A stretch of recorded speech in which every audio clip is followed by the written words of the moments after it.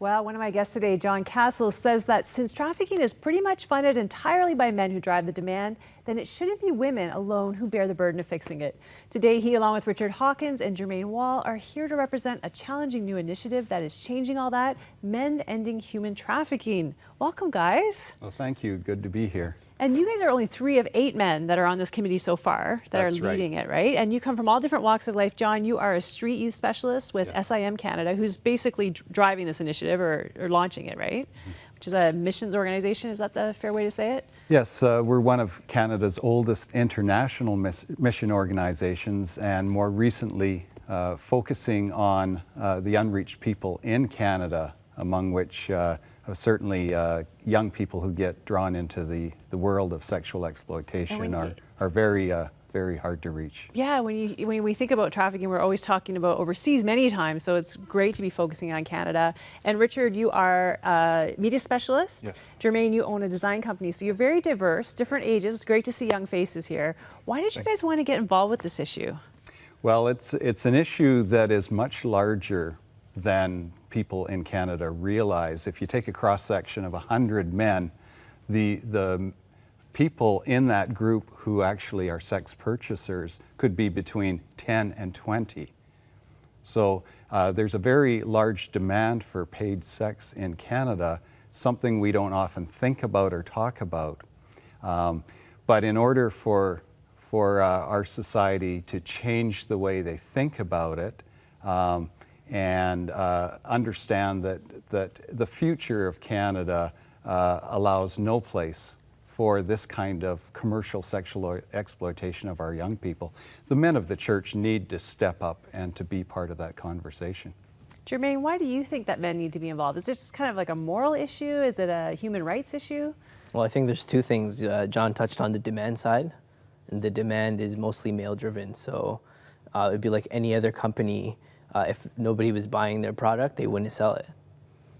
Yeah. Flat out, nobody would buy it if it wasn't, you know. Yeah. So that's the side of it that we want to tackle. We want to rebrand this as a men's issue, not in that it only involves men, but that men are creating demand and filling the demand.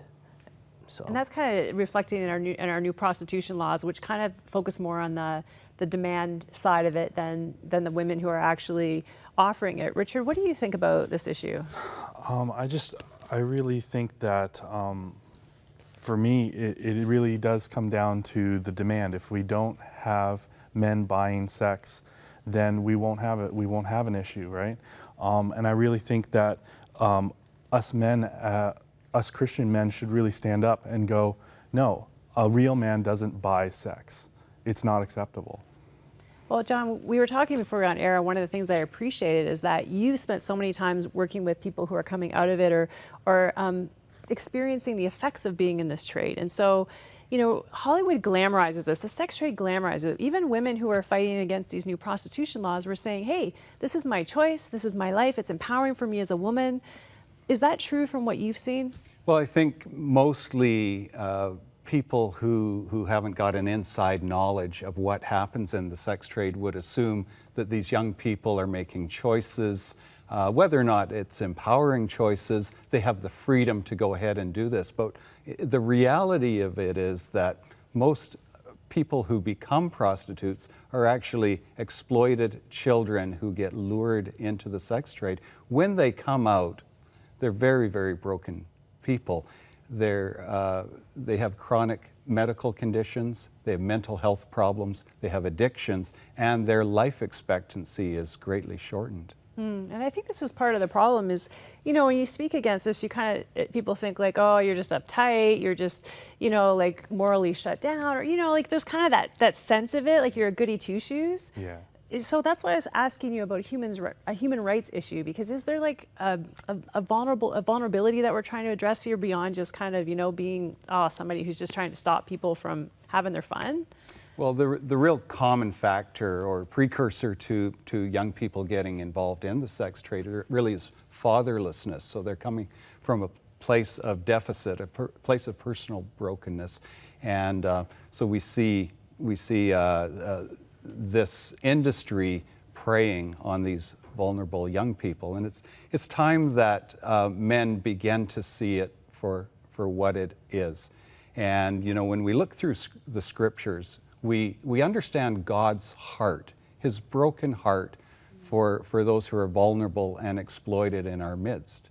And for example, Psalm 82, you know, and God commands that we protect the weak and the homeless from the powerful hands of heartless people. And how have we done at that?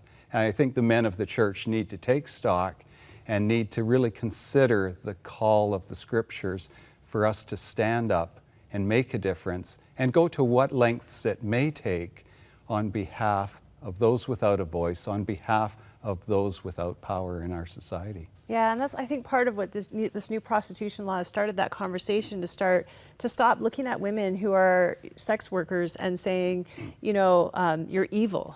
You know what I mean? It's kind of understanding that they're actual victims and totally changing the conversation. What is it like for the two of you to have this conversation with men in your world?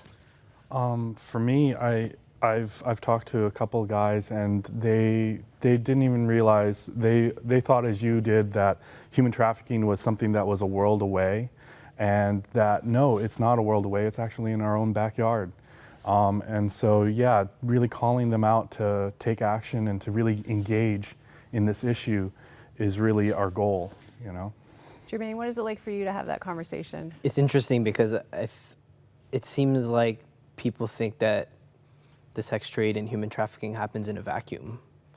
But when you really look at it, like most social issues, the things that led up to it happened from when they were young, the households they came out of, the schools they went to, the friends they hung around with, different social issues like divorce and adultery, and there's all these different things that come into play far earlier before you would ever imagine somebody being exploited. So when I talk to my friends or when I mention it online or whatever, it's really interesting that people don't understand that there's a whole bunch of issues that lead up to it. Yeah, we were talking about this earlier, because we fund some work in Cambodia here with Crossroads Relief and Development, and we work on the prevention side, and that's the hardest side to sell, because people want to see you running out of a building with a child under your arm or helping a young girl start a new life, but this is actually stopping that at the source, because the thing is, like, there'll always be another girl to exploit. You rescue a girl, they fill the pipeline. So we have to start at the source, and I know you guys want to do that. How can you address it at the source, like broken families, and you said fatherlessness? Right, and we need to raise awareness. And there's a real false narrative. A lot of Canadians feel that legal prostitution would be the way to go. And the rest of us have a discomfort about that. But why is that? Where's the root of that?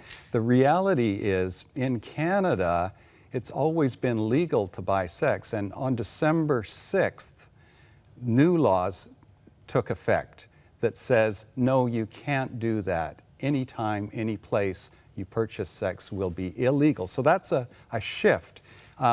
Internationally, we don't have any studies that support legalized prostitution, but show it as a very damaging effect. And so we're headed in a very good direction, but we as a task force of men will work with community leaders and law enforcement agencies with the support of the men of the church throughout the GTA and beyond to help bring about change and help men in Canada think differently. Enforcement is a key component. We don't desire to see men put in jail, but what we do desire is for men to get the message that this behavior is not acceptable, and in Canada, we won't tolerate it anymore. And out of obedience to the scriptures, we will stand in a godly, loving way for those who are vulnerable in our midst. And I think, what you guys said earlier is true too, that a lot of men don't know. Like, they're sold, women in the sex trade, they sell an idea like, oh, this is what I want, I'll make you happy and everything else. They don't really know, the history of abuse. They don't really know the addiction that the drugs these women have to take just to get through the experience. I mean, I remember talking to a former prostitute who said after her first experience, she bathed in Dettol. She could just never, ever feel clean again. And those are some of the stories that men need to be aware of to understand what this is really about. And like you said, the result that you see afterwards. Sure, and I've worked very closely with a lot of young people coming out of the sex trade and seeing their brokenness. But as men, we can never really fully appreciate the horrors of that industry, but I can tell you from my young friends that I know who have been in the sex trade, when they were in and when it looked glamorous and it looked like they were enjoying it, it was a charade, it was an act, it wasn't real, and their lives were in turmoil. Yeah, and they end up completely broken. Well, I have to say, it gives me so much hope to see men standing up for this issue. You know, a few years ago, I climbed Kilimanjaro with 50 women on behalf of sexually trafficked women and kids. And they said, what can we do next year? And I was thinking, I want to see 50 men climb that mountain. Because, you know, men have a protective role for women. You know, you guys have an instinct, right? You want to protect the vulnerable. That's the strength that God's given you. And when we see men like you stand up and say, you know what, it's not okay, we're going to protect these women, I just think there's a beauty to that. And I just wanted to say thank you. It gives me a lot of hope. Thank you.